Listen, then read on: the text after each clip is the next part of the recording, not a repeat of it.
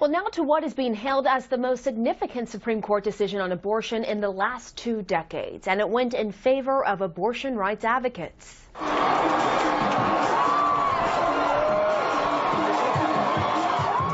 They cheered and hugged outside the Supreme Court at word of this decision. In a 5-3 ruling, the Supreme Court struck down a Texas law known as HB 2 that put restrictions on abortion clinics. One required Texas clinics to upgrade facilities to hospital-like standards, and the other required abortion doctors to have hospital admitting privileges. The majority of justices found that the requirements put a, quote, substantial obstacle to women seeking abortions and constitutes an undue burden on their constitutional right to do so. Joining me now, the author of The Oath, the Obama White House, and the Supreme Court, CNN senior legal analyst Jeffrey Toobin. Also here with us, Rachel Stockman, managing editor of LawNews.com and a senior editor at Mediaite. Thank you both for coming on. Jeffrey, I want to start with you because once again it came down to Justice Anthony Kennedy as the swing vote here. What is the significance of that? Well, Justice Kennedy has been running this court for a long time. He is the swing vote here. He was the swing vote last week in the affirmative action case. And in both cases, he sided with the liberals. He allowed affirmative action to continue at the University of Texas. And here he ruled that these restrictions on doctors and on clinics in Texas violated women's right to choose abortion, represented an undue burden on that right.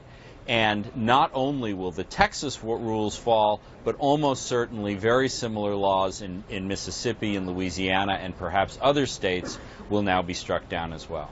And that is a big question, what will happen to those laws. But Rachel, in your view, what does this mean, the fact that Justice Kennedy has the liberal justices on this, on affirmative action, as Jeffrey said, on gay marriage? Is this a sign he's moving more toward the left?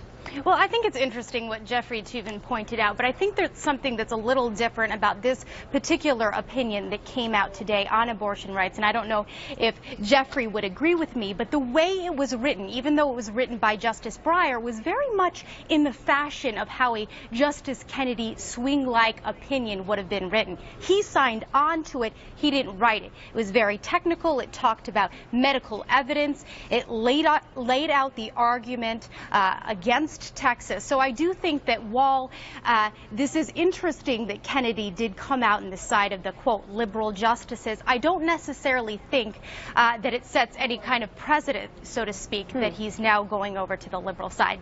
Jeffrey, I don't know if you'd agree with me on that. But it's also interesting, though, and I'll let you jump in, but that he didn't write the opinion when he has in all the major abortion cases. He was, since he's been on the bench, he was the senior justice, but he handed it to Breyer, Jeff. That is somewhat surprising, although he was writing the affirmative action opinion at the same time, and they do try to spread the work around a little bit. You know, Justice Kennedy is a mercurial figure. You cannot pigeonhole him entirely. Yes, it's true that he is the father of gay rights on the Supreme Court. He is also the author of Citizens United, the case that deregulated American politics and is the decision perhaps more than any other liberals love to hate. So, you know, Justice Kennedy is not a permanent member of one wing or the other. This year, he certainly helped the liberals to 2 very important victories. And I want to switch to another, but I want to have enough time to get to this other big court ruling today, Rachel, and get you to weigh in on it. The Supreme Court throwing out the federal corruption conviction of former Virginia Governor Bob McDonnell. What does this ruling say about how politicians can act around private companies moving forward and private individuals? Well, I think, to me, it was very surprising. It was 8-0, everyone in favor of this. And I think it was a rejection of this broad interpretation of what an official act means. Okay, so what does this all mean? I think that it will make it harder for federal prosecutors to charge and convict these types of cases, because while the Supreme Court wasn't very exact in what exactly constitutes an official act, clearly they've said something like making phone calls for a donor or setting up and making calls about a fundraiser doesn't count. So the question now is, what does count?